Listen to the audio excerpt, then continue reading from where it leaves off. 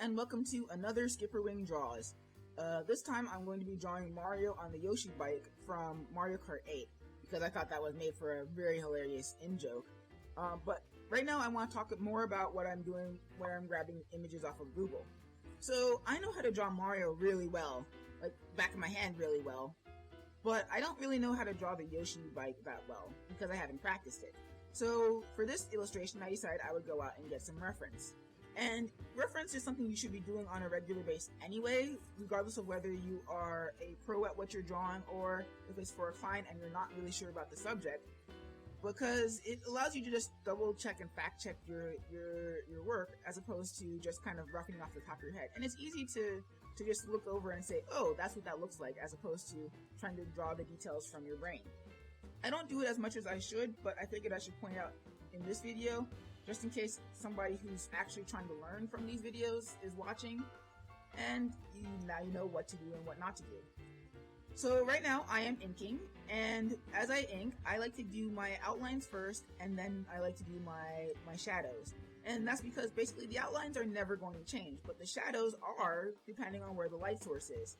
And as you'll see in a little bit, I'm going to establish the light source as being in the top top left-hand corner. Wow, I can't see for beans.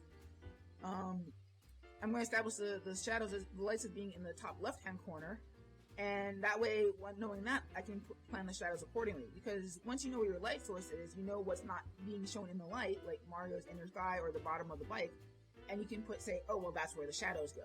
Whereas if you do your shadows first and not establish your light source, then you get really inconsistent shadows, and it looks like the lights are coming from everywhere.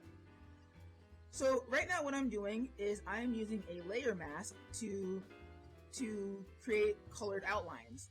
Normally what I would do is I would have everything either be entirely spot blacks, or I would have everything be a sort of light but dark colored outline. And so this time I decided I wanted to try and mix the two. And I figured that the best way to do that would be with a layer mask. A layer mask in Flash or Photoshop or whatever program you're using, basically you establish a certain area of visibility, and anything within that area of visibility is shown in the finished product, whereas anything that isn't is not. And so what I'm doing here is the outlines are within that layer mask. So Mario's is a sort of burgundy red, whereas the Yoshi Bike's is I tried for a dark green. I don't think that came across too well. And then for things where it's just completely shadows, or in the case of Mario's mustache, where it's ambiguous what color it's supposed to be, other than a really, really dark brown, I decided that I would leave those spot blacks, and I figured that layer masking was the best way to do that. However, when I colored it, it still came out kind of flat. You can see that about 30 seconds ago. So what I decided to do is I would add some shading via the white, via a sort of transparent white and a sort of transparent black, and that gives it a little bit more depth. So another tool to sort of give it more contrast is to use outlines. And what I used to do before is I would use the pen tool to just, or not in this, it's sort of like a paint tool for the pen tool, and I would just splatter that all over the outlines. And that wasn't really as good as what I did in this one, where I just grabbed all the art, put it on a separate layer, painted it black, and then expanded it so that it created an outline, and then filled in the blanks where they may.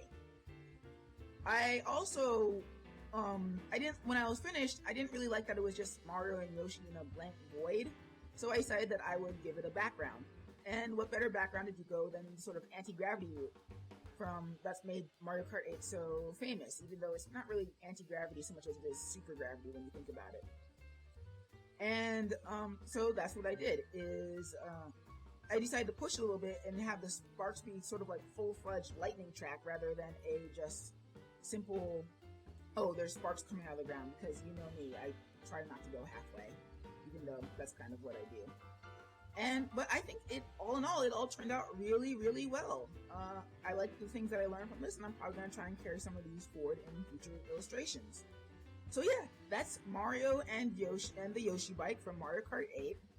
If you have any questions about process, leave a comment below, or well, actually just leave a comment. If you're new, please like and subscribe. And if you've got any suggestions or requests of things that you might want when you draw, just leave a comment.